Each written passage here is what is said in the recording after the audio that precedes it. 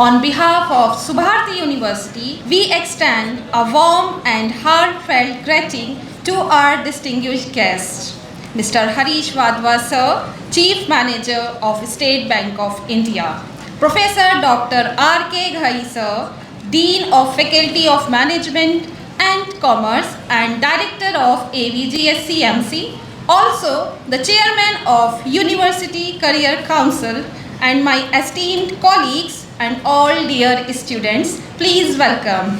Put your hands together, please. We are truly fortunate to have you with us today. Your presence graces this event and adds to its magnitude. We have gathered here for career counseling session, and we are confident that this will be an enriching experience for everyone. I would like to request Professor Dr. R.K. Ghai Sir to present Angbastram and a planter as a token of welcome of our esteemed guest, Mr. Harish Wadhwa Sir.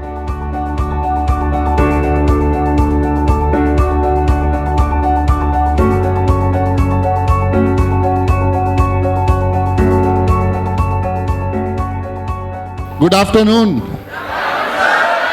Thank you friends. देखिए, मुझे सबसे पहले तो sir I thanks you Ghai साहब। पिछले एक महीने से घई साहब लगातार सभा मैम के थ्रू कोशिश कर रहे थे कि ये ऑर्गेनाइज हो, और मैं इतना बिजी था अपने रूटीन वर्क के अंदर कि मैं कंफर्म नहीं कर पा रहा था। और मैडम का और सर का ये था कि नहीं सर, हम प्रैक्टिकल अप्रोच पे काम करते हैं। बैंकिंग जो आप बुक्स में पढ़ते हो, इकोनॉमिक्स जो बुक्स में पढ़ते हो, वो एक पढ़ना है। हमें अपने स्टूडेंट्स के लिए, वो स्टूडेंट्स भले मैनेजमेंट का हो, फार्मेसी का हो, होटल मैनेजमेंट का हो, या किसी भी स्ट्रीम से हो, जो सर का रोल है, जैसे बताया, मैं इस समय घई साहब को डीन की तरह नहीं, जो चेयरमैन है कैरियर काउंसिल, उस नाते सर जो आपने आज ये प्रोग्राम रखा है, तो मेरा कहने का मतलब था कि पिछले एक महीने से कंफर्मेशन नहीं हो पा रहा था, लेकिन सभा ma'am, hats off to you कि मैम ने लगातार फॉलोअप करके पीछे पड़ के ये आज पॉसिबल किया। तो एक big round of applause for सभा मैम। और जो उनके पीछे हैं, जिनसे अभी मेरा इंटरेक्शन हुआ, घई साहब सर, आपके लिए भी सर एक big round of applause sir के लिए भी। तो सबसे पहले जितने स्टूडेंट्स हैं उसमें से फार्मेसी के स्टूडेंट कौन कौन है? फार्मेसी के एक बार हाथ उठाएंगे। फार्मेसी के, ठीक है, ये कॉन्सेंट्रेटेड एक जगह बैठे हैं। उसके बाद होटल मैनेजमेंट से, उसके बाद MBA जो कर रहे हैं, मैनेजमेंट कोर्स कर रहे हैं, और इसके अलावा होटल मैनेजमेंट हो गया, फार्मेसी हो गया, लॉ, इंजीनियरिंग, अच्छा, तो सारा मिक्सअप है। सबसे पहले मैं आपको बता दूं कि बिल्कुल इसको अपने, और रिक्वेस्ट है आपसे, ये जो 1 घंटा है 60 मिनट है, ये शायद आपको हेल्प करेंगे। बाकी के जो आपके 60 महीने या 3 साल या 5 साल जो आपको कैरियर बनाने में रह गए हैं, मैं कोशिश करूंगा कि वो टच कर पाऊँ। पहली चीज़ आप ये मान लें कि जो अर्थ है, इकनॉमी है, इकनॉमिक पर नाम सुना होगा आपने, वो किसी कॉमर्स वाले का, अकाउंटेंसी वाले का, केवल कॉमर्स स्ट्रीम वाले का सब्जेक्ट नहीं है केवल। ये प्लीज़ ध्यान रखिए आप कि मैं फार्मेसी कर रहा हूँ या मैं इंजीनियरिंग कर रही हूँ या कर रहा हूँ, तो मुझे इकोनॉमिक्स से मतलब नहीं है। मैं आपको बताऊं कि इंजीनियरिंग किए हुए लोग भी SBI के अंदर हैं, फार्मेसी किए हुए लोग भी SBI के अंदर हैं। जो भी स्ट्रीम या 17-18 स्ट्रीम्स यहाँ पढ़ाई जाती हैं, उन सभी स्ट्रीम से ग्रेजुएट निकले हुए, पोस्ट ग्रेजुएट निकले हुए लोग भी स्टेट बैंक के साथ वर्क कर रहे हैं। तो सबसे पहले मैं आपको इंट्रोडक्शन दे दूँ स्टेट बैंक ऑफ इंडिया का। SBI हमने बचपन से नाम सुना, स्टेट बैंक ऑफ इंडिया बहुत बड़ा नाम है, लेकिन केवल नाम बड़ा होने से कुछ नहीं होता, काम भी बड़ा होना चाहिए। तो मैं आपको बता दूं फ्रेंड्स, कोई मेरा साथी यहाँ पर, कोई मेरा स्टूडेंट, कोई भी, प्लीज़ मैं रिक्वेस्ट करूँगा, ये सोच के हेजिटेशन मत करना कि मेरा गलत हो गया। तो जिस भी स्टूडेंट ने, जिस भी एस्पिरेंट ने हाथ उठा के बोल दिया, वो वहाँ पर विनर है। वो विनर इसलिए है कि उसने कम से कम हिम्मत की। और अगर यहाँ पर आप हिम्मत नहीं कर पाओगे जब पढ़ने आ रहे हो अपने करियर के लिए, तो आप आगे जब भी अपॉर्चुनिटी मिलेगी, वहाँ इस डर से आप बैठे रहोगे कि कहीं मैं गलत प्रूव ना हो जाऊँ। तो प्लीज़ आज जो हिच आपका है, जो हेजिटेशन है, उसको निकालनी है। कोई भी स्टूडेंट बताए मुझे अंदाज़ा, एक बिल्कुल आइडिया। बैंकिंग की बात करते हैं क्योंकि मैं बैंकिंग से हूँ, और मेरी रिक्वेस्ट है कि स्टूडेंट के साथ साथ जो आज फैकल्टीज़ हैं, क्योंकि जब भी वो बैठ के किसी का भी लेक्चर सुन रहे हैं तो उनके पास भी सीखने के लिए बहुत कुछ होता है। जब मैं सामने बैठा होता हूँ, कभी सुन रहा होता हूँ, तो मेरे पास भी सीखने के लिए बहुत कुछ होता है। तो इंडिया के अंदर, भारत के अंदर कितने बैंक के अंदर मोटे मोटे एक अप्रॉक्स कितने कस्टमर्स के अकाउंट होंगे? Number of account, any idea? और मैं रिक्वेस्ट करूंगा हर रो में से या हर साइड में से फीडबैक आए, कोई भी बताएं प्लीज़। बस आपको मोबाइल पे सर्च नहीं करना, गूगल पे सर्च नहीं करना, रिक्वेस्ट है किसी को भी। और थोड़ी देर के लिए अपने फ़ोन को प्लीज़, रिक्वेस्ट है प्लीज़, ये फ़ोन 1 घंटे बाद भी आपका ही रहेगा, आपके पास रहेगा। किसी फ्रेंड के मैसेजेस आ जाएं तो 1 घंटे बाद सॉरी बोल देना, मैं रिप्लाई नहीं कर पाया, है ना। तो प्लीज़ एक आइडिया इधर से 10 करोड़। तो पहले नाम क्या है मैम आपका? आस्था के लिए पहले जोरदार क्लैपिंग की बेस ने शुरुआत की। आस्था श्रीवास्तव, 10 करोड़ से अकाउंट, बहुत अच्छा प्रयास। कोई और साथी मेरा प्लीज़, एनी आइडिया? 5-6 करोड़, ठीक है। आपका नाम? पलक के लिए भी क्लैप प्लीज़। देखो जो हिम्मत कर रहा है ना, आप लोग सुन रहे हैं और आस्था और पलक ने कोशिश की, ठीक है। अब थोड़ा 10 CR से ऊपर बढ़ते हैं हम, थोड़ा सा और ऊपर, 20 करोड़, 50 करोड़, ठीक है। तो 20 करोड़ किसने बोला था? मैम आपका नाम? मेघा। तो मेघा ने ट्राई किया 20 करोड़, उनके लिए भी क्लैप। और इधर मेरे साथियों का है 50 करोड़, 50 करोड़। शाकिब अली के लिए भी क्लैप सर प्लीज, शाकिब के लिए भी क्लैप। और अभी एक साथी ने 3,500 करोड़ बोला था, उनकी गलती इसलिए नहीं है कि अब करोड़ों की बात ना हजारों करोड़ में होने लग गई। याद होगा आपको, जब मैं स्टडी कर रहा था 90s के अंदर, तो एक सीरियल शुरू हुआ था, कौन बनेगा करोड़पति, याद है आपको? तो कौन बनेगा करोड़पति में कितने करोड़ मिलते थे? 1 करोड़। पहले 1 करोड़ मिलते थे शायद, है ना। अब 7 करोड़ हो गया, क्योंकि जब से आप लोगों ने देखना शुरू किया होगा तब वो अमाउंट इंक्रीज होकर के हो गया था। तो कौन बनेगा करोड़पति में 1 CR होते थे, तो 1 करोड़ की बात करना भी ना बहुत बड़ी बात, बहुत हिम्मत की बात होती थी। लेकिन अभी मेरे एक फ्रेंड ने बोला 3,500 करोड़। तो आप देखिए, जैसे अब न्यूज़पेपर्स में पढ़ते हैं ना, कहीं करप्शन हो रहा है, कहीं घोटाला हो रहा है, तो वो 1000 करोड़ की बात ही करते हैं। तो मैं वापस अपने कोर पे आता हूँ। स्टार्ट हुआ 10 करोड़, 6 करोड़, 20 करोड़, 50 करोड़। फ्रेंड्स, मैं आपको बताऊं, इंडिया के अंदर 98.5 करोड़ अकाउंट्स हैं बैंक के अंदर। लगभग 100 करोड़ बैंक के खाते हैं बैंक के अंदर। और मुझे बहुत गर्व है बताने में, I am feeling very proud that we have got, SBI has got 50.92 crore accounts pan India, 100 crore account in which they are 12 commercial bank, सरकारी बैंक बोलते हैं, there are 21 private banks, there are enormous of cooperative societies, non banking finance companies. उनमें से SBI का जो role है, presence है, वो 50 करोड़ खाते केवल SBI के अंदर, केवल स्टेट बैंक ऑफ इंडिया के अंदर 50 करोड़ अकाउंट्स। तो जैसे अभी उमंग सर ने बोला था ना, जो इंडियन इकनॉमी में micro and micro role SBI का क्या है, जब हम 50% ऑफ अकाउंट्स होल्ड करते हैं तो SBI का रोल, SBI की जिम्मेदारी अपने आप स्वतः ही बहुत बढ़ जाती है। तो अब आप देखिए 50 करोड़ अकाउंट्स हैं, 100 crore total accounts, 50 crore account SBI के पास। एक छोटा सा इंट्रोडक्शन और देता हूं, क्योंकि आज जब आप जाएंगे ना, तो SBI के लिए और इंडियन बैंकिंग सेक्टर के लिए आपका व्यू काफ़ी हद तक चेंज हो गया होगा कि बैंकिंग का रोल क्या है। 50 करोड़ अकाउंट है पैन इंडिया में। अगर 70,000 ब्रांचेज हैं, 72,000 ब्रांचेज हैं, तो 23,000 ब्रांचेज केवल बैंक की branches, 23,000 branches state bank of India की हैं। 70,000 ATM जिसमें आप कैश निकालते हैं। अब तो UPI आ गया तो कैश की कंपैरेटिवली बहुत कम जरूरत पड़ती है।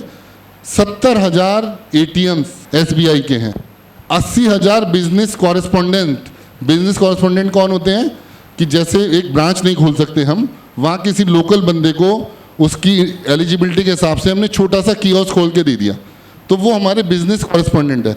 80,000 छोटे कियोस्क, यानी 23,000 तो ब्रांचें, 80,000 छोटे कियोस्क, यानी 1 लाख से ज़्यादा हमारे सेंटर्स, आउटलेट्स हैं pan India.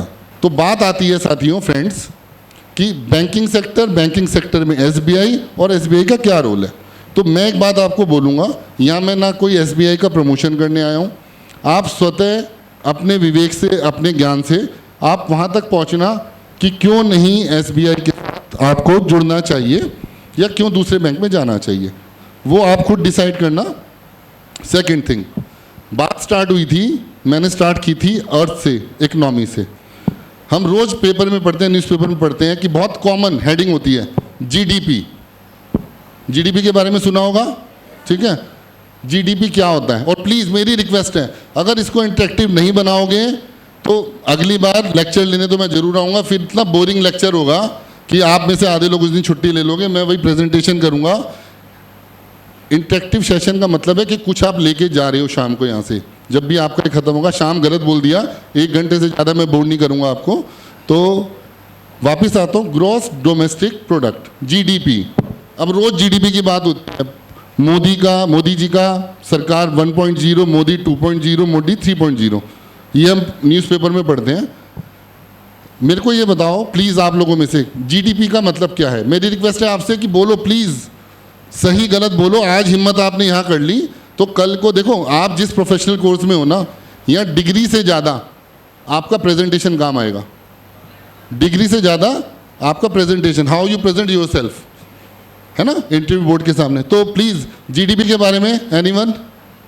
Total number of production, बहुत अच्छा। क्या नाम आपका? तो प्लीज़ खान साहब के लिए तालियां। Total number of production. अब प्रोडक्शन जैसे एक बहुत वास्ट वर्ड हो गया, बिल्कुल ठीक है। और कोई प्लीज़ इसको एलेबोरेट करेगा? जीडीपी प्लीज़ मैम, बहुत अच्छा। It's a reference of national economy, बहुत अच्छा। इन्होंने बहुत ही वास्ट वर्ड बोला, नेशनल इकोनॉमी, बिल्कुल अच्छी बात है। मैम आपका गुड नेम? अनुष्का ने बहुत अच्छी चीज़ को टच किया है कि नेशनल इकोनॉमी का जो सबसे बड़ा बेस है ना, वो जीडीपी है। तो अनुष्का थैंक यू। अनुष्का के लिए प्लीज़ क्लैप। और कोई प्लीज़ हिम्मत करो ना, इतना please ma'am. Total market value, good senses, बहुत अच्छा। क्लैपिंग भाई, ये बहुत अच्छी डेफिनेशन। और मैं बताऊं गूगल पे भी यही डेफिनेशन है, बिल्कुल परफेक्ट है ना। हाँ, बिल्कुल यही डेफिनेशन है कि गुड्स एंड सर्विसेज की फॉर अ पीरियड। क्योंकि क्या होता है, देखो मैं आपको बताऊं। हाँ please ma'am. Monetary measure of final goods and services produced during the year. जय हो जी, बहुत अच्छी क्लैपिंग भाई, बिल्कुल डिफाइंड वे में। मैम आपका नाम? वंशिका। वंशिका, चलो वंशिका मैम के लिए भी क्लैप। हाँ please please clap. Economic health, अब जैसे आपका नाम भैया? वेदांश। देखो वेदांश ने, क्योंकि ये सुभारती मेडिकल कॉलेज के पास में ही है, तो हेल्थ की बात बिना तो कोई रहेगा नहीं, है ना। तो आपने बहुत अच्छा इसको हेल्थ से जोड़ा।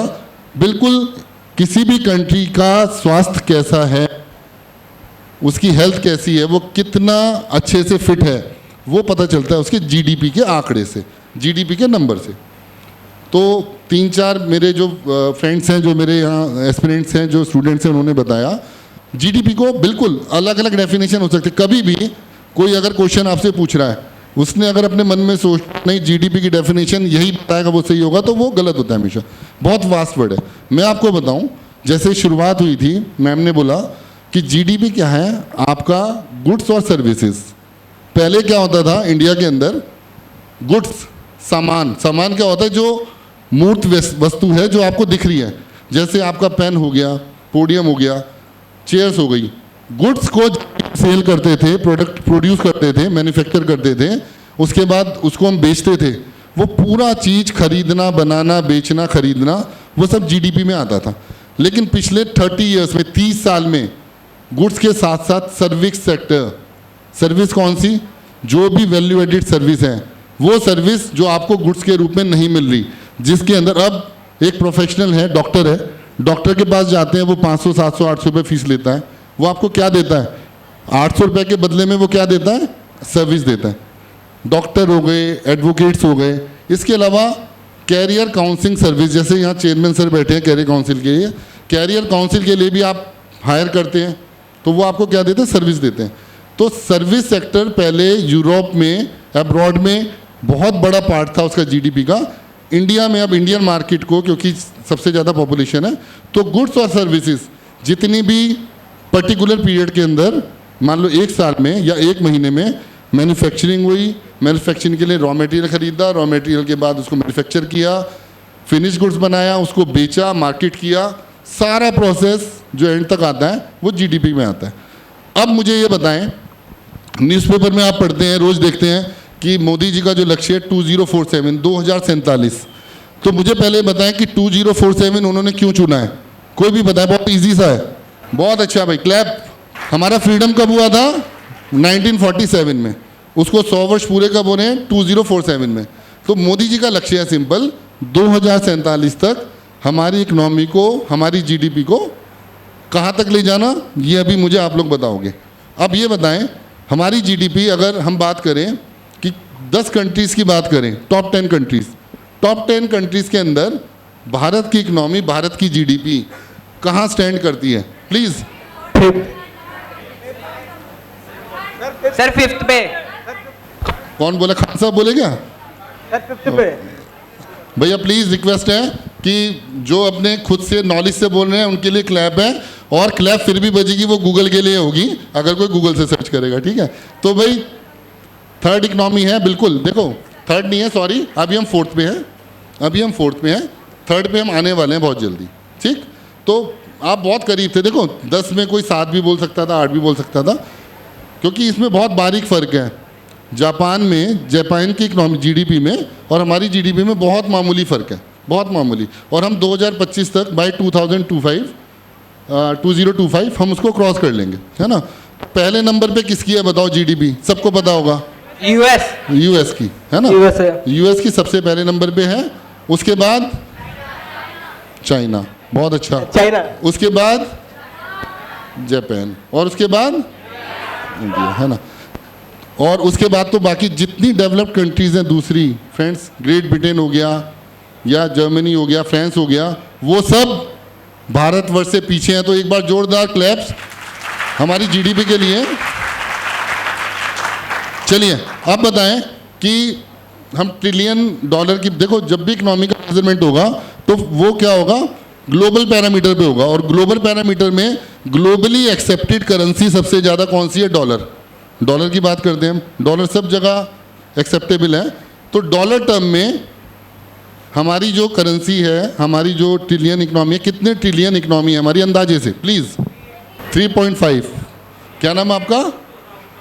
राहुल चौधरी। चल राहुल चौधरी के लिए क्लैप प्लीज़ बजाओ ना प्लीज़।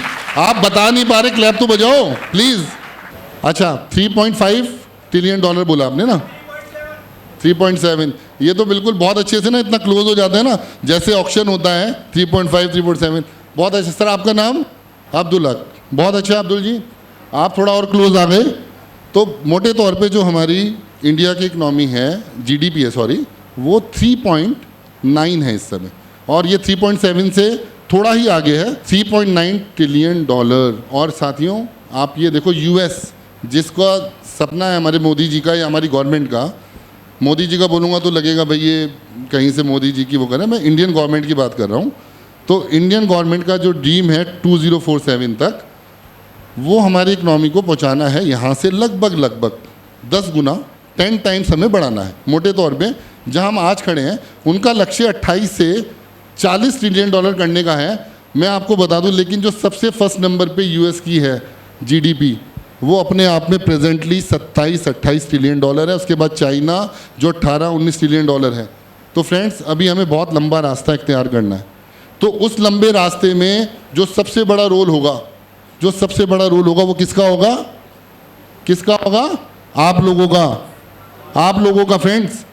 बैंकिंग का रोल तो तब होगा जब आप लोग बैंकिंग के जो भी मेजर्स हैं, जो भी बैंकिंग की फैसिलिटी लोगे। जो फार्मेसी में जा रहे हैं, फार्मेसी के स्टूडेंट सिंपल अगर ये सोच के कि मुझे डिग्री लेनी है, डिग्री लेने के बाद फार्मेसी के नाम से मैं कोई मेडिकल स्टोर या कोई अगर ऐसे आउटलेट खोल सकता हूँ, तो वो हेल्प नहीं कर पाएंगे। फार्मेसी के स्टूडेंट जब रिसर्च का सोचेंगे, रिसर्च के अंदर जाने का सोचेंगे, उस रिसर्च के अंदर कुछ करने की कोशिश करेंगे, उस नया करने की कोशिश के लिए जब एसबीआई या कोई भी दूसरा बैंक उनको असिस्ट करेगा, हेल्प करेगा, तब ग्रोथ होगी। मैं एक एग्जांपल देता हूँ। इसी इकनॉमी को ठीक करने के लिए इस गवर्नमेंट ने जो सबसे ज़्यादा खर्च, अच्छा बताएं, सबसे ज़्यादा जीडीपी का परसेंटेज खर्च किस पे होता है? कोई भी बताएं। सबसे ज़्यादा खर्च होता है हमारा डिफेंस के ऊपर। डिफेंस के बाद आता है हमारा हेल्थ के ऊपर, है ना। जो डिफेंस पे हमारा सबसे ज़्यादा खर्च होता है फ्रेंड्स, डिफेंस क्यों ज़रूरी है? डिफेंस नहीं होगा तो जैसे बांग्लादेश में हुआ या किसी और कंट्री के अंदर जैसे यूक्रेन के अंदर हुआ, जब तक आपका डिफेंस मजबूत नहीं है, है ना, डिफेंस मजबूत रखना है अपनी सेफ्टी के लिए। डिफेंस में आपने देखा होगा कि बार बार न्यूज़पेपर में आता है कि गवर्नमेंट ने इजराइल से या यूएस से डील की है, किसकी? आर्म्स एंड एम्यूनिशंस की। फ्रेंड्स, एक पर्टिकुलर आर्म्स एंड एम्यूनिशन या पर्टिकुलर एक प्रोडक्ट जिसकी वैल्यू 99 लाख थी, 99 लाख, उसको गवर्नमेंट ऑफ इंडिया ने खुद इंडिया में बनाया, उसकी कॉस्ट आई 2 लाख रुपए। यानी कि 2 लाख रुपए में वो प्रोडक्ट जो है वो इंडिया में बन गया और उसको खरीद भारत कितने में? 99 लाख रुपीज़ में। अब आप देख लो कितना फ़र्क है। तो मैं वापस आता हूँ, मैं कह रहा था आपको, अगर हमें अपनी टॉप ट्रिलियन इकनॉमी में लाना है तो हमारे लिए क्या ज़रूरी है? हमारे खुद के जो फ्यूचर है, हमारे खुद की जो एसेट्स हैं, यानी कि आप सब यूथ। सबसे ज़्यादा पावर जो इंडिया की है यूथ है। जितना परसेंटेज ऑफ यूथ इंडिया के पास है आज, number of youth in percentage in numbers अगर किसी के पास है तो इंडिया के पास है। लेकिन वो यूथ हमारा ऑप्शन उसके पास है कि वो अपनी पढ़ाई को, वो अपने लेक्चर्स को, वो अपने उसको एक केवल डिग्री के लिए ले रहा है, उन लेक्चर्स को बोरिंग समझ के ले रहा है। वो अपने टीचर्स की, अपने प्रोफेसर को कितनी रिस्पेक्ट दे रहा है, वो अपने टीचर्स या प्रोफेसर की केवल गलतियों पे ध्यान दे रहा है। वो गूगल पे जाके जितनी भी रील्स आती हैं, जितने भी उसके अंदर आते हैं जो जस्टिफाई कर देते हैं कि भाई नहीं, जो हम कर रहे हैं वो ठीक है बिल्कुल। तो प्लीज़, वो इकनॉमी आप लोगों के हाथ में है कि वो बनेगी या नहीं बनेगी। तो मेरा वापस कहने का मतलब है, बैंक के भले ही 50 करोड़ कस्टमर हों, बैंक ने भले ही मैक्रो लेवल पे कितना फाइनेंस कर रखा हो, लेकिन जब तक आप लोग जो कंट्री का फ्यूचर है वो आगे नहीं बढ़ेंगे, तब तक कोई फ़ायदा नहीं है जो ड्रीम देखने का। तो प्लीज़ मेरी आपसे रिक्वेस्ट है, मैं वापस अपने कोर पे आता हूँ बैंकिंग के बारे में, क्योंकि ये तो बिल्कुल मोटिवेशनल वाला अलग तरीके का हो जाएगा। अब मैं बात करियर के लिए आता हूँ। करियर की बात, करियर काउंसिल जो है आपका यहाँ वन ऑफ द मेन 2 में से एक, उनका है कि आपका करियर कैसे बने। बैंकिंग उसमें क्या रोल हो सकता है? एसबीआई की जहाँ तक बात करूँ, मैं आपको बता दूँ कि जैसे ही आपकी ग्रेजुएशन पूरी हो या आपका कोर्स पूरा हो, चाहे वो फार्मासिस्ट हो, चाहे वो इंजीनियर हो, चाहे वो मैनेजमेंट से हो, एमबीए से हो, होटल मैनेजमेंट नहीं है हमारे पास, इन सब के लिए एसबीआई में परमानेंट जॉब की अपॉर्चुनिटी है। मैं एक बार फिर आपको बताना चाहता हूँ कि सभी तरीके के हमारे पास लॉ के स्टूडेंट्स हैं, हम लॉ ऑफिसर भी रहते हैं, हर डिस्ट्रिक्ट हेडक्वार्टर पे लॉ के ऑफिसर्स रहते हैं, बैक ऑफिस में लॉ ऑफिसर्स रहते हैं।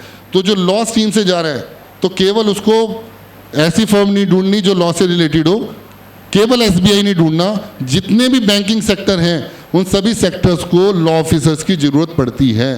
तो आप फुल स्केल के अंदर, जैसे मैं एक ऑफिसर हूँ एसबीआई के अंदर, मेरे प्रमोशंस होते हैं, उसी तरीके से अगर लॉ के स्टूडेंट्स हैं वो लॉ ऑफिसर बन सकते हैं।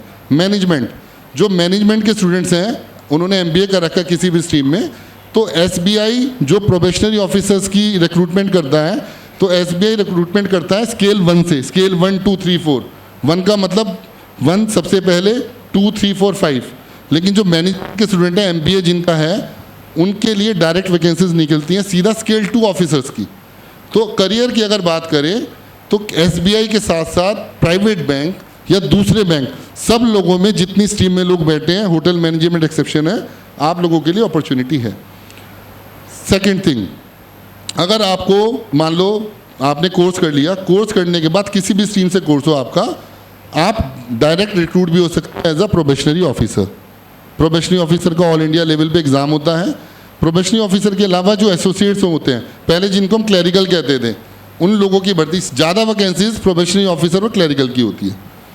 तो करियर के हिसाब से आप एसबीआई को भी चूज़ कर सकते हैं। मैं बात कर रहा था जीडीपी की, मैं बात कर रहा था देश की इकनॉमी की, ठीक। आप लोग अब जो कल न्यूज़पेपर पढ़ेंगे या परसों से न्यूज़पेपर पढ़ेंगे, जब उसमें टर्म्स देखेंगे आप, सबसे ज़्यादा टर्म्स क्या आती है? जीडीपी की टर्म आती है या आती है महंगाई दर, इन्फ्लेशन। इन्फ्लेशन का नाम सबने सुना होगा, है ना। तो इन्फ्लेशन का मतलब सिंपल है बिल्कुल, कि आप अगर अपनी कैंटीन में गए, जो उसने जो भी स्नैक्स हैं, समोसा है या ब्रेड पकौड़ा है या कोल्ड कॉफ़ी है, उसने अगर 50 रुपये की जगह 60 रुपये की कर दी, तो आप कहोगे भाई तूने क्या कर दिया, इसको 10 रुपीज़ बढ़ा दिया, तो यानी 10 रुपये वो महंगा हो गया। तो इन्फ्लेशन वहाँ पर भी बढ़ गई। तो इन्फ्लेशन आपकी डेली जो भी आप यूज़ करते हो, स्टेशनरी यूज़ करते हो, इन्फ्लेशन को देखो, जब भी किसी टर्म को आप यूज़ करोगे अपनी डेली लाइफ के साथ, सुबह उठने से रात तक, तो आपको वो सब्जेक्ट समझ में भी आएगा। और मैं आपको बता दूं कि अब जब आप कहीं बैठोगे, बात करोगे, जब आपको नॉलेज होगी, जब कोई बोल रहा होगा, तो आप उस बारे में अपना जब इनपुट दोगे ना, तो आपको बहुत प्राउड होगा, यार मैं जो हूँ थोड़ा सा होता है ना कि भाई मेरे को नॉलेज है उस हिसाब से। इन्फ्लेशन जनरली क्या रहती है? कंट्री के अंदर हमारी औसत इन्फ्लेशन सालाना इन्फ्लेशन मोटा मोटे तौर पे 5 से 6% की होती है। 5 to 6% इन्फ्लेशन होती है। और फ्रेंड्स, एक बात आप लोगों को पता होगा, शायद आप लोग तो अभी एफडी वगैरह नहीं करते, फिक्स डिपॉजिट नहीं करते, तो जो फैकल्टीज़ हैं उनको ध्यान होगा, बैंक के अंदर रेट ऑफ इंटरेस्ट जो होता है एफडी का, फिक्स डिपॉजिट का, वो कितना रहता है? 5%, 6%, 7%। जनरली जो एफडी में इन्वेस्ट करते हैं उसमें रेट ऑफ इंटरेस्ट रहता है 5 से 7% का, डिपेंड्स अपॉन द टेन्योर। तो वो जो सालाना इंटरेस्ट देते हैं, सर ने अगर घई साहब ने 1 लाख रुपए की एफडी करी, 1 साल बाद सर विड्रॉ करने जाते हैं, तो सर बैंक आपको टैक्स काट के लगभग 1,06,000 रुपये दे देगा। तो टेक्निकली तो सर को 6,000 रुपये फालतू मिले, लेकिन 1 साल बाद उस 1 लाख की वैल्यू कितनी रह गई? 1 लाख रुपए। भाई अगर 6% या 5% इन्फ्लेशन बढ़ गई तो वैल्यू कम हो गई ना। तो मेरा मतलब ये कहने का था कि जो इन्फ्लेशन बढ़ता है, एसबीआई में जितनी डिपॉजिट्स होती हैं, वो डिपॉजिट्स आपके इन्फ्लेशन के रिस्क को मिटिगेट करने के लिए, ख़त्म करने के लिए होती है। तो हमेशा आपको ये ध्यान रहे कि रेट ऑफ इंटरेस्ट किस तरीके से डिज़ाइन होता है। दूसरी बात, ये तो आप अपने पापा मम्मी जिन्होंने एफडी जोड़ रखी होगी अपने फ्यूचर के लिए, आपके फ्यूचर के लिए, तो आप वहाँ पर ये बात रख सकते हो। दूसरी बात, आजकल बहुत ज़्यादा ट्रेंड चल रहा है कैपिटल मार्केट का, है ना, कैपिटल मार्केट का। तो कैपिटल मार्केट क्या होती है, ज़रा कोई बताएंगे मोटे तौर पे? कैपिटल मार्केट प्लीज़, जिन्होंने पहले बोला वो भी बता सकते हैं। कैपिटल मार्केट देखो, मैं कैपिटल मार्केट बहुत बड़े जो मुंबई के अंदर हमारी कॉल मनी मार्केट चलती है, मैं उतना गहरा नहीं जा रहा। सिंपल कैपिटल मार्केट मैं बता देता हूँ, क्योंकि कैपिटल मार्केट की डेफिनेशन बहुत वास्ट है। जो भी पैसा आप निकाल के एफडी के अलावा, एफडी को अलग कर दो, एफडी के अलावा इन्वेस्टमेंट कहाँ कहाँ होते हैं? एसआईपीज़, सिस्टमेटिक इन्वेस्टमेंट प्लान, जिसको हम म्यूचुअल फंड कहते हैं। आपने देखा होगा आपके कुछ फ्रेंड्स आपकी क्लास के अंदर जिन्होंने अपना डीमेट अकाउंट खोला हुआ है, या तो आपके ब्रदर ने खोला हुआ है, या आपके पापा ने खोला हुआ है, या आपके किसी नोन ने खोला हुआ है। डीमेट अकाउंट किस चीज़ का होता है? शेयर मार्केट का। तो जो पैसा एफडी के अलावा अब अन्यत्र जा रहा है इन्वेस्टमेंट पर्पज़ के लिए, वो होता है कैपिटल मार्केट। कैपिटल मार्केट क्या हो गया? अगर किसी कंपनी का एक शेयर भी आपने लिया तो भी इन्वेस्टमेंट हो गया, किसी म्यूचुअल फंड की आपने एसआईपी की, वो भी क्या हो गया? Capital market. तो आज जो मेरा पर्पज़ है बताने का, क्योंकि मेरे हिसाब से 60 मिनट 1 घंटा बहुत कम है, लेकिन मैं कोशिश करूंगा उसमें सब कवर कर लूं। तो सबसे पहले मैंने आपको बताया एसबीआई की ब्रांचेस, एसबीआई का रोल। अब मैं आपको बताता हूं आपके इन्वेस्टमेंट का, आपको किस तरीके से इन्वेस्टमेंट की नॉलेज हो। जब आप कहीं बैठे हों, बात कर रहे हों, रोज़ न्यूज़पेपर में पढ़ते हैं, या कोई आपका फ्रेंड कहता है मैंने शेयर मार्केट के अंदर आज 10,000 रुपये, 5,000 रुपये या 1 महीने में कमा लिए। फ्रेंड्स, बिल्कुल बेसिक से चलते हैं। सबसे पहले म्यूचुअल फंड क्या होते हैं? प्लीज़ एनीवन, म्यूचुअल फंड क्या होते हैं? प्लीज़ बताएं ना कोई भी। हाँ बताएं प्लीज़। बहुत अच्छा। Systematic investment plan. तो पहली चीज़, एक डेफिनेशन, क्या नाम आपका? संदीप जी। संदीप जी के लिए क्लैप प्लीज़। बहुत देर से ताली नहीं बजाई आपने। देखो, एसआईपी हम सुनते थे, लेकिन कुछ बच्चों को एसआईपी का पूरा एब्रीविएशन टर्म नहीं पता थी। सिस्टमेटिक इन्वेस्टमेंट प्लान, ठीक है, ये तो इसका एक अलग नाम हो गया। लेकिन म्यूचुअल फंड होते क्या है? ठीक है, ब्रोकर्स होते हैं जो डील कराते हैं कि क्या खरीदें और क्या रखें। बहुत अच्छा, एक क्लैप। आपका नाम? यस, तनु मैम के लिए क्लैप प्लीज़। देखो, जब हम डेप्थ में जाएंगे ना, मैडम ने एक टर्म यूज़ करा ब्रोकर, बिल्कुल ठीक बात है। जब भी आपको कोई म्यूचुअल फंड खरीदना है तो आपके और जो म्यूचुअल फंड खरीदने के बीच में कौन होगा? एक फैसिलिटेटर होगा, जिसको हम क्या बोलते हैं? ब्रोकर बोलते हैं। ठीक है, ये तो आपने एक उसका वे बता दिया बीच में। और कोई प्लीज़, और कोई इसमें ऐड करे तनु मैम की बात को। म्यूचुअल फंड प्लीज़, ऊपर से, इधर से, म्यूचुअल फंड कुछ भी बताओ ना प्लीज़। इतना अच्छा ऑडिटोरियम बनाया हुआ है कॉलेज ने, और ऊपर की सीट्स तो अगर सिनेमा हॉल में जाओ तो महंगी होती है ना सबसे, तो सबसे महंगे वाली सीट पे बैठे। Hello sir, fix time to time investment sir. Fix time to time investment, भाई बहुत गहरी वाली आ रही है। तालियां भाई एक बार फिर संदीप के लिए, बहुत अच्छा। प्लीज़ एनीवन, और मैं आपको छूट दे रहा हूँ प्लीज़, जिनसे मैं पूछ रहा हूँ वो अगर इतने फास्ट हैं, वो गूगल पे देख के भी अगर उनको समझ में आ जाए तो शेयर कर दें प्लीज़, हो ना please. Mutual fund, anyone? Sir multiple investors से मनी पूल किया जाता है और उनको मतलब बॉन्ड, सिक्योरिटीज, इन सारी चीज़ों में इन्वेस्ट की जाती है। बहुत अच्छा भाई, बहुत अच्छा। आपका नाम? सर विष्णुकांत। विष्णुकांत, ग्रेट विष्णु। विष्णु के लिए एक बार अच्छी सी क्लैप प्लीज़। अब मैं आपको बताता हूँ, ध्यान से सुनो। सर जैसे विष्णु ने बताया, मैडम ने बताया, म्यूचुअल फंड SIP हम बोलते हैं उसको, सिस्टमेटिक इन्वेस्टमेंट प्लान। कोई भी SIP बोलेगा तो उसका मतलब मोटे तौर पे म्यूचुअल फंड ही होगा। फिर मैम ने बताया कि एक ब्रोकर होता है बीच में, बिल्कुल ठीक है। विष्णुकांत ने उसको डिटेल वे में बताया, क्या बताया कि पैसा एक जगह इकट्ठा होता है, फिर आगे इन्वेस्टमेंट करते हैं इक्विटी के अंदर, बॉन्ड के अंदर। तो सबसे पहले क्या होता है, हमारी एक शेयर मार्केट है, बहुत बड़ी शेयर मार्केट है। शेयर मार्केट में सेंसेक्स, निफ्टी, फाइनेंशियल निफ्टी, हर सेक्टर की अपनी एक अलग इंडाइसेस बने हुए हैं। मैं उसमें गहराई से नहीं जाऊंगा। शेयर मार्केट है, शेयर मार्केट में अगर आज हरीश वाधवा या घई साहब या हाशमी मैम या उमंग जी कोई इन्वेस्ट करने जाएंगे तो इन्वेस्टमेंट करने के लिए उनको पूरी उसकी ना थीसिस करनी पड़ेगी, पढ़ना पड़ेगा, किस कंपनी में इन्वेस्ट करूं, क्यों इन्वेस्ट करूं, उस कंपनी के साथ मुझे क्यों जाना चाहिए। कंपनी कौन सी है? SBI भी एक कंपनी है, स्टेट बैंक ऑफ इंडिया भी एक कंपनी के अंदर रजिस्टर्ड है ना। जितनी भी बड़ी इंडस्ट्रीज़ हैं, रिलायंस हो गई, SBI होगी, एयरटेल हो गई, जिनका आप डेली गुड्स को यूज़ करते हैं, वो सब कंपनी हो गई। लेकिन अगर मुझे इन्वेस्ट आज करना है, संदीप को इन्वेस्ट करना है, मान लो विष्णुकांत को इन्वेस्ट करना है, तो उनको इन्वेस्ट करने के लिए तुरंत नॉलेज नहीं आएगी कि किस में करें।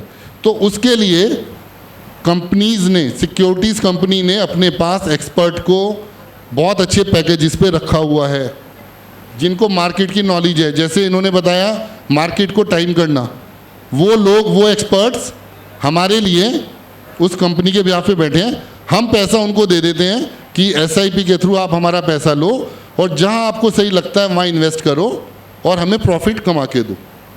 सिंपल।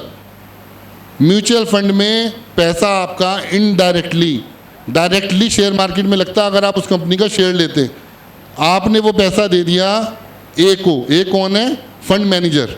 फंड मैनेजर कौन है? उस कंपनी का जिस कंपनी में इन्वेस्ट कर रहे हैं, जिस कंपनी की सिक्योरिटीज़ में हम इन्वेस्ट कर रहे हैं, उसका फंड मैनेजर आपसे पैसा लेगा, जिसका काम पूरा दिन, अगर मेरा काम पूरा दिन शेयर मार्केट को देखना है, मैंने स्टडी शेयर मार्केट के बारे में की है, थीसिस की है, तो मुझे कंपैरेटिवली बेटर नॉलेज होगी शेयर मार्केट की।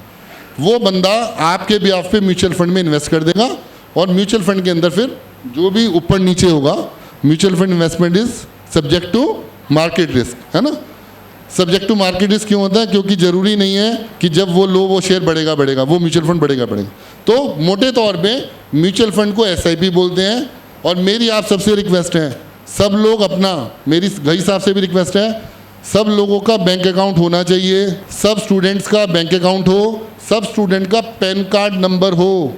आपको इन्वेस्टमेंट अगर करनी है तो पैन कार्ड नंबर बहुत ज़रूरी है आपका। पैन कार्ड नंबर ऑनलाइन 110 रुपये खर्च करके आप ऑनलाइन, जैसे आपसे ज़्यादा एक्सपर्ट कौन होगा ऑनलाइन में गूगल में सर्च करने को, कुछ भी सर्च करा लो। एक बार में मैंने देखा बच्चों की 8-8 फिंगर चलती हैं मोबाइल के ऊपर, इतने एक्सपर्ट हैं बच्चे, है ना। तो आप सर्च करो, पैन कार्ड नंबर अपना जनरेट करो। पैन कार्ड नंबर 10 मिनट के अंदर आपको इशू हो जाता है। वर्चुअल पैन कार्ड 10 मिनट के अंदर इशू हो जाता है। अपना पैन कार्ड लो, पैन कार्ड लेके आधार कार्ड के साथ उसको लिंक कर लो। ऑनलाइन जाके इनकम टैक्स की साइट पे अपने पैन कार्ड को और आधार कार्ड को लिंक कर लो। और जब लिंक कर लोगे तो चुपचाप, जो पापा से आप लेते हो ना 4,000, 5,000, 3,000, 2,000 महीने के लेते हो ना, उसमें से शांति से बिल्कुल मान के चलो कि मन किया आपको मार्स के अंदर जाने का, मन किया मार्स में बरिस्ता में या मैकडी पे जाने का, उस दिन अपने मन को थोड़ा सा रोक लो। और वो 500 रुपये जो आप बर्गर पिज़्ज़ा पे कहीं खर्च करते हैं ना, तो तो सर माफ़ करना, मैं मार्च को वो नहीं कर रहा, मार्च का तो बहुत अच्छा सेटअप है पूरा। तो एक बार केवल 500 रुपीज़ पर मंथ की अपनी SIP स्टार्ट करो। बिल्कुल आप जो सरप्राइज़, पॉजिटिव सरप्राइज़ अपने पेरेंट्स को दे सकते हो ना कि इस कॉलेज में, करियर में हमने क्या सीखा। सबसे पहले आप पैसे की वैल्यू जानो, उस पैसे की वैल्यू जो आपको मिल रहा है, उस पैसे में से खर्चा भी करो फ्रेंड्स के ऊपर, साथ में ना चुपके से 500 रुपये की अपने फ्रेंड्स को भी अभी मत बताना, क्योंकि वो करेगा कहाँ चक्कर में पड़ रहा है ना, वो मना कर देगा। वो मना करेगा तो साइकिल रुक जाएगा ना। जो मान लो अगर संदीप को खर्च करना है और संदीप ने इन्वेस्ट कर दिया, तो वो साइकिल जो आज संदीप का नंबर था लेके चलने का मैकडी पे, तो प्लीज़ 500 रुपीज़ की SIP करो। और जब वो SIP आप देखोगे ना मोबाइल के अंदर, 5-7 दिन बाद देखोगे, 1 महीने बाद देखोगे, यार मैंने 3 महीने 1500 किया था, आज वो 1700 रुपये हो गया। तो वो जो अंदर से आपको खुशी होगी ना कि 200 रुपये मेरा बढ़ा है। मैं भी इन्वेस्टमेंट करना जानता हूँ, मेरी भी इन्वेस्टमेंट की आदत है। पहले वो जो गुल्लक होती थी हमारे टाइम पे, वो जो भी खर्ची मिलती थी उस खर्ची में से हम उसमें डाल देते थे। तो प्लीज़, जो इतनी ट्रिलियन इकनॉमी दौड़ रही है और इतना ग्लोबल आ गया ना, वो केवल सबका फोकस इसलिए इंडिया पे कि इंडिया से खर्च ज़्यादा करा रहे हैं हम। इंडियंस अब खर्च करने लग गए हैं। कितने खर्च करने लग गए हैं? एक क्रेडिट कार्ड नाम की होती है, सुना होगा क्रेडिट कार्ड, वो इतना ज़्यादा पॉपुलर हो गया कि मेरे जैसे आदमी की सैलरी तो आती है 26 तारीख को, और 26 तारीख से पहले क्रेडिट कार्ड का बिल मेरा सैलरी के बराबर या वो खर्च हो जाता है। मतलब हम अपनी सैलरी पे भी लोन लेकर के चल रहे हैं। तो खर्चा, उपभोगवाद जो है ग्लोबलाइजेशन के अंदर आएगा। लेकिन आज जो यहाँ हमारी बात है उसमें सबसे पहले ये भी कैरियर का बात है। आपको मैं बता रहा हूँ, मैंने भी कई सारे इंटरव्यूज़ फेस भी किए हैं मैंने, और अब इंटरव्यूज़ में कई सारे, कभी कभी मेरे को मौका मिल जाता है इंटरव्यू जो छोटे मोटे होते हैं कई अलग अलग के अंदर, उनका मैं पार्ट रहता हूँ। तो हम ये देखते हैं कि सामने वाला किस तरीके से, अगर कंपनी में आप लोगों को एम्प्लॉयड करेंगे हम, तो किस तरीके से कंपनी के खर्चों को रिड्यूस करोगे। अभी घई साहब से बात हो रही थी, तो घई साहब ने कहा सब जगह कंपटीशन बहुत है, कंपटीशन है। तो कंपटीशन में अगर कोई चीज़ 10 रुपये की सेल हो रही है, आपने अगर वो 15 की तो कोई नहीं लेगा आपसे। आपने अगर वो 10 की, मान लो 9.5 या 10 में सेल की, आपको प्रॉफिट कैसे होगा? जब आप कॉस्ट को कटेल करोगे। तो कंपनी जब आपको रखेंगी वो तभी रखेंगे कि जब आपको पता हो कि पैसे की वैल्यू क्या है। ठीक है? तो मेरी आपसे सब लोगों से सजेशन है, सबसे पहला पार्ट आया था म्यूचुअल फंड का। सब लोगों को विद इन अ मंथ अपना डीमेट अकाउंट खोलना है या म्यूचुअल फंड कराना है, पैन कार्ड लेकर के ये कराना है। मैं वापस अपने कोर पे आता हूँ। बैंकिंग सेक्टर था, बैंकिंग सेक्टर में मैंने बताया कि SBI का क्या रोल है। हमारी ब्रांचेस 23,000 हैं, 80,000 कॉरेस्पॉन्डेंट हैं। अब मैं आपको बताता हूँ कि माइक्रो लेवल पे और मैक्रो लेवल पे SBI कैसे हेल्प करता है। सबसे पहले मैं माइक्रो लेवल पे कहता हूँ, छोटे लेवल पे। आप लोग बैंक जाते हो, आप लोगों का बैंक अकाउंट खुल गया, कोई शॉपकीपर है, शॉपकीपर को लोन दे दिया। आप में से बहुत सारे बच्चे जो यहाँ पढ़ रहे हैं, उनमें से कुछ के फादर्स ने, मदर ने एजुकेशन लोन लिया होगा। लेते हैं जनरली, मेडिकल कॉलेज के लिए लेते हैं, इंजीनियरिंग कॉलेज के लिए लेते हैं, कोर्स के लिए। एजुकेशन लोन वाले को एजुकेशन लोन दे दिया, शॉपकीपर को शॉप का लोन दे दिया, डिपॉजिट करने वाले की डिपॉजिट करा दी, डिपॉजिट करने वाले को अच्छे रेट ऑफ इंटरेस्ट पे हमने डिपॉजिट कर दी। तो ये जो हमारा कोर बैंकिंग है, जमा लेना और उधार देना छोटे लेवल पे, जिसमें 100 रुपये भी जमा होते हैं, 1000 भी जमा होते हैं, 1 लाख भी जमा होते हैं, माइक्रो लेवल पे। उसके बाद एक बहुत बड़ी टर्म है हमारी फाइनेंशियल इंक्लूजन, FI, जिसको हम क्या बोलते हैं? Financial inclusion. फाइनेंशियल इंक्लूजन में क्या हुआ? आपको पता है मेरठ में SBI की 33 ब्रांचेज हैं, या बैंकों की 300 ब्रांचेज हैं सबकी।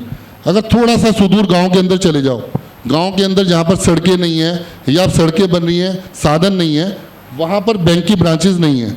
जब आबादी वहाँ की 2-3 हज़ार है, तो वहाँ बैंक ब्रांच खोलने का कोई औचित्य नहीं है। तो ऐसे में SBI ने वहाँ बिजनेस कॉरेस्पॉन्डेंट, छोटे कियोस्क, जो एक STD की दुकान होती थी, PCO की दुकान होती थी, उस दुकान को अपना रिप्रेजेंटेटिव बना दिया हमने, हमारा कॉरेस्पॉन्डेंट बना दिया। तो बिजनेस कॉरेस्पॉन्डेंट हमने बना दिया, वो SBI के लोगो पे, SBI के कार्ड पे, SBI के बिहाफ पे, SBI का सर्वर मिलता है उसको, उस पर वो SBI का काम करता है। तो जो सुदूर क्षेत्र हैं, इंटीरियर्स है, वहाँ पर लोगों को बैंकिंग से जोड़ना फाइनेंशियल इंक्लूजन है। अब फाइनेंशियल इंक्लूजन में आ गया, अब इसको आपके करियर से कैसे लिंक करेंगे? मान लो आपने कोर्स कर लिया, बैंकिंग के अंदर जॉब आप नहीं कर पाए, आपको लेकिन बैंकिंग में जॉब करनी है, तो आप में से कोई भी स्टूडेंट अपना कोर्स पूरा करने के बाद अगर उसके पास उसके फादर के माध्यम से या अपने माध्यम से कोई जगह है छोटी सी दुकान, वो अप्लाई कर सकता है एसबीआई की मिनी ब्रांच को खोलने का, जिसको हम बिजनेस कॉरेस्पॉन्डेंस कहते हैं। फिर मैं कह रहा हूँ आपके करियर में आप इसको छोटे लेवल पे मत लो। बिजनेस कॉरेस्पॉन्डेंट मेरठ के अंदर 70 से 80,000 रुपीज़ पर मंथ तक भी कमा रहे हैं। पर मंथ 70 से 80,000। आज एक अगर क्लैरिकल की सैलरी स्टार्टिंग के अंदर 50 से 55,000 होती है, एक ऑफिसर की पीओ की सैलरी 70 से 80,000 होती है। तो बिजनेस कॉरेस्पॉन्डेंस 5 साल के काम करने के बाद ही and she is earning more than 70 to 80,000 rupees per month. तो आपके करियर के लिए मैं कह रहा हूँ कि करियर के साथ में जोड़ते हैं। मैं कोई भी चीज़ आपको बता रहा हूँ नॉलेज के साथ साथ मैं उसको आपके करियर से लिंक कर रहा हूँ।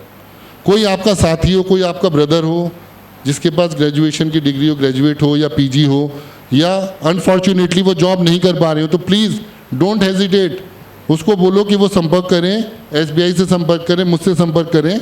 अगर उपयुक्त होगा, फिजिबल होगा, तो हम उसको छोटा सा कियोस्क खोल के देंगे, हम छोटी सी ब्रांच उसको खोल के देंगे ऐसी जगह पर जब बैंकिंग नहीं है।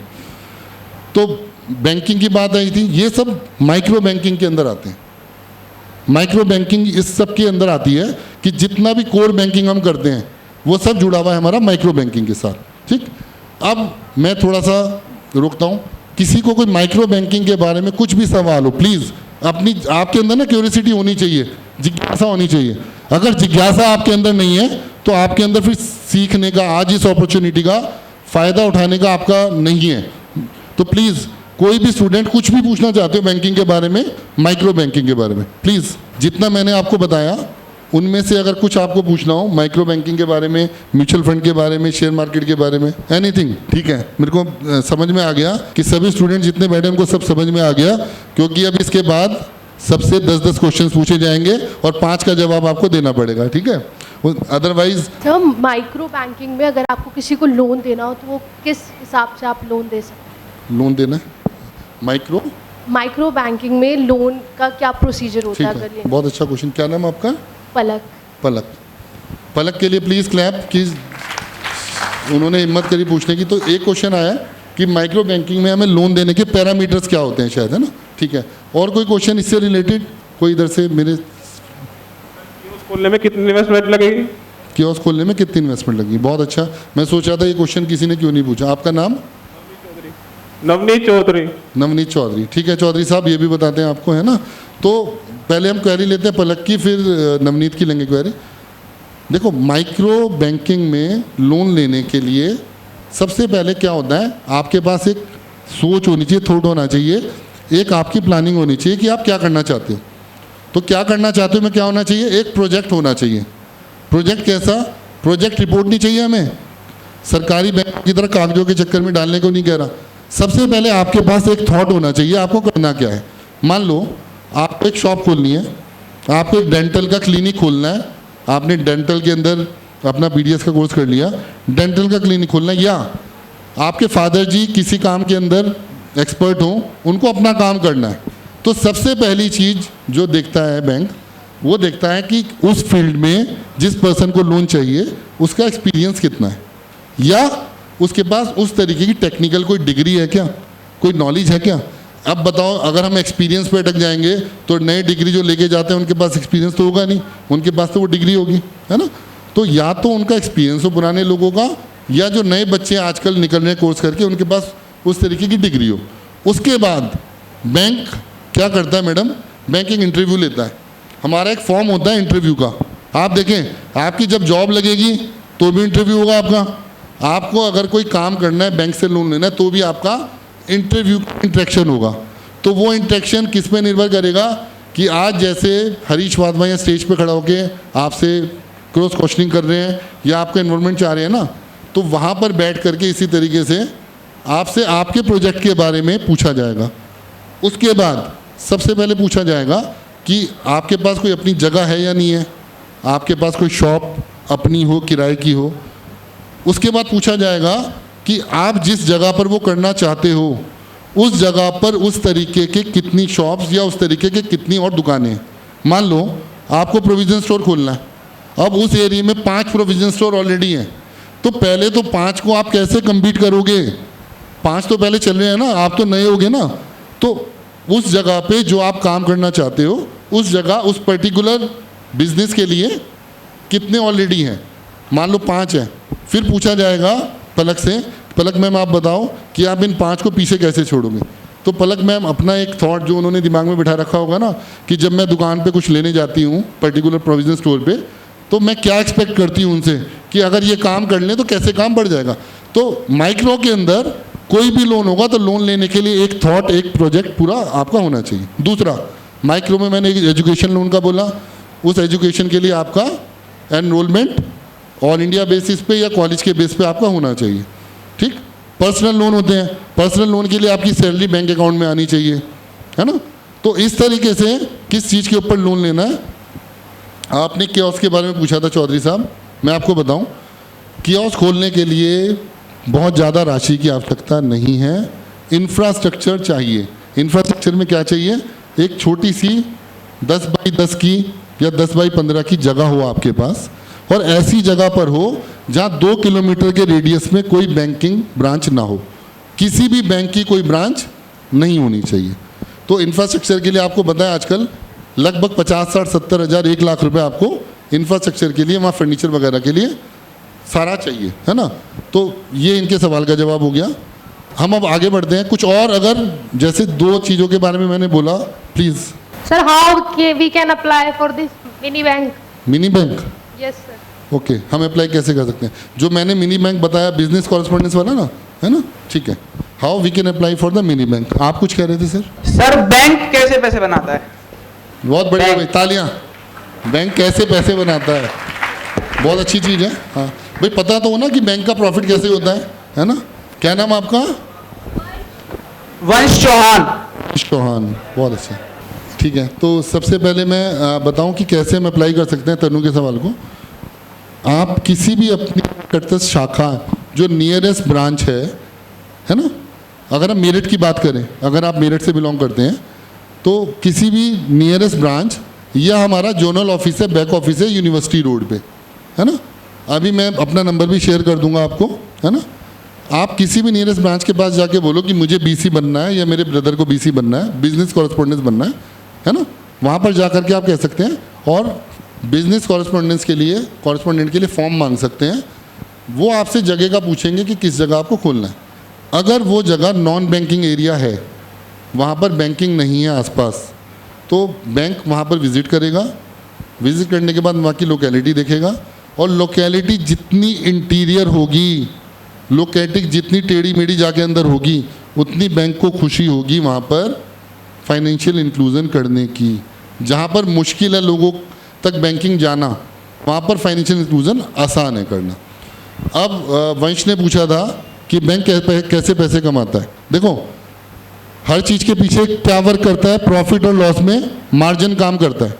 मार्जिन क्या होता है? मैंने आपको एग्जांपल दिया था कि कोई वस्तु आपने ली 10 रुपये की, और आपने उसको वैल्यू एडिशन किया, वैल्यू एडिशन करके उसको 12, 13, 15 रुपये में बेचा। अब बैंकिंग में क्या होता है? बैंकिंग में चलता है स्प्रेड। क्या कहते हैं वर्ड को? स्प्रेड। वो स्प्रेड कौन सा होता है? इंटरेस्ट का स्प्रेड होता है। इंटरेस्ट स्प्रेड कैसे होता है कि मान लो हमने 7% पे घई साहब से एफडी ली, और हमने 9% पे लोन दिया या 10% पे लोन दिया।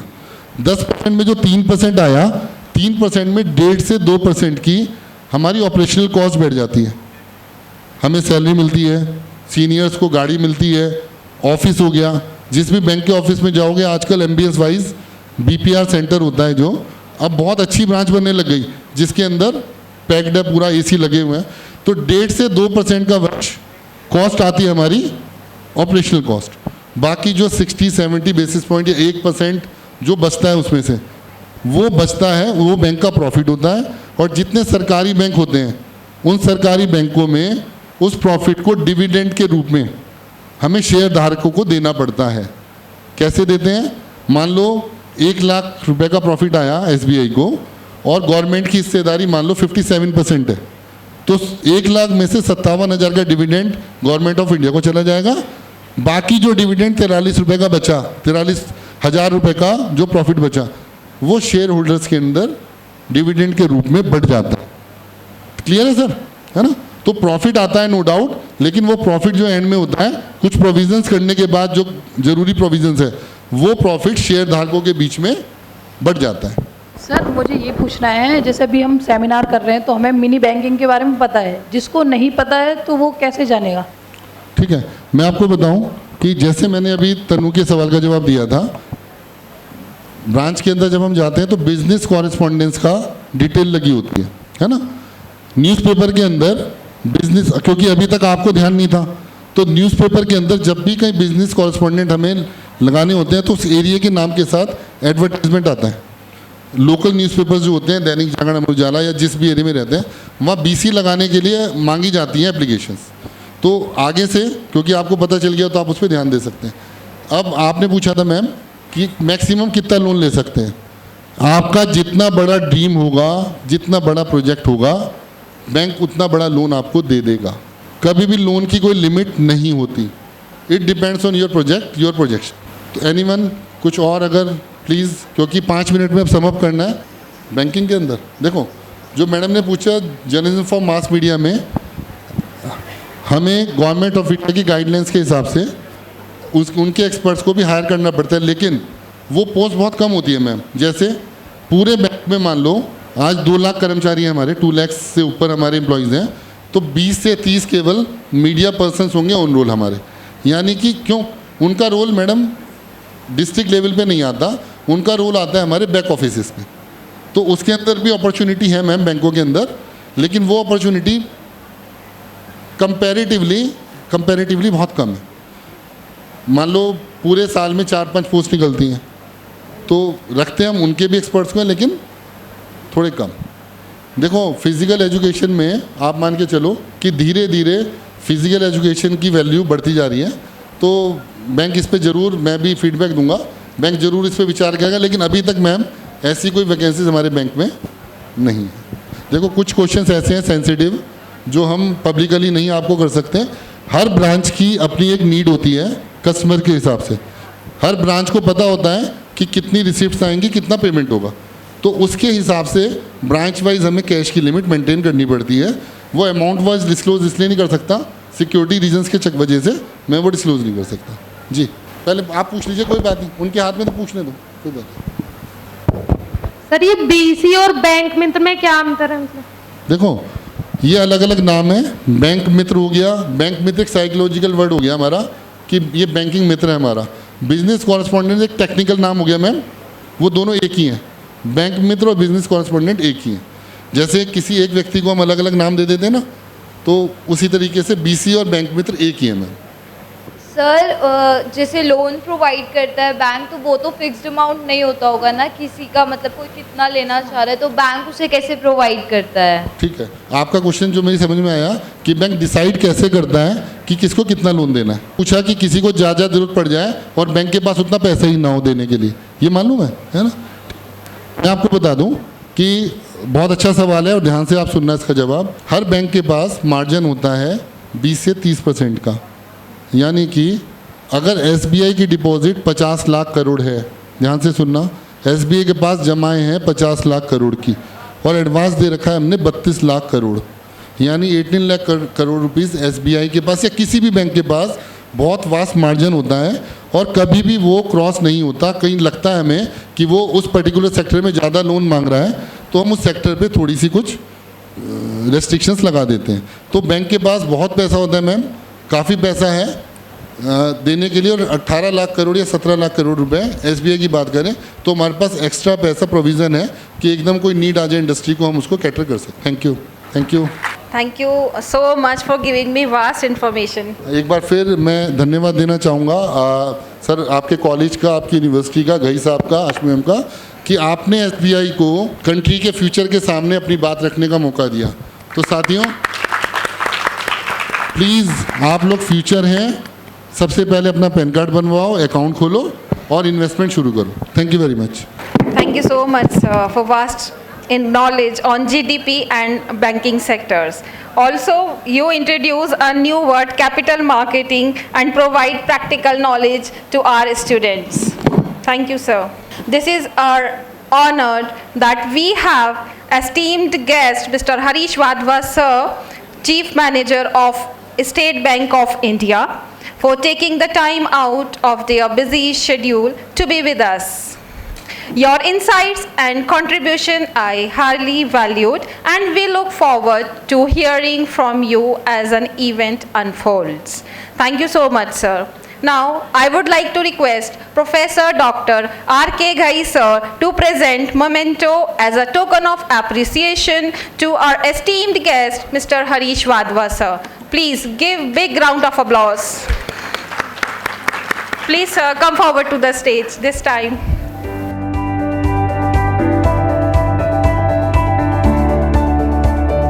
Your valuable perspective on role of SBI in Indian economy, both in macro and micro sectors, have truly broadened our understanding and offered us practical knowledge that we can apply in our academics as well as professional journeys. We deeply appreciate as I spared his valuable time in spite of his busy schedules, his valuable insights that have shared with us. My sincere thanks are due to the management, Honorable Vice Chancellor Sir, respected CEO ma'am, to motivate us to organize such kind of events. I owe my thanks to our worthy Dean and Director and the Chairperson of University Career Counseling Cell, Professor Dr. R.K. Ghai sir, who motivate us for such an inspirational event. Finally, a heartfelt thanks to all the respective HOIs and all the faculty members of different colleges who have joined us today. Your presence have made this event successful. And at last but not the least, to all the dear students who have kept and maintained the decorum of the event, we are look forward to more such events and enriching this session in future. Thank you. Jai Hind.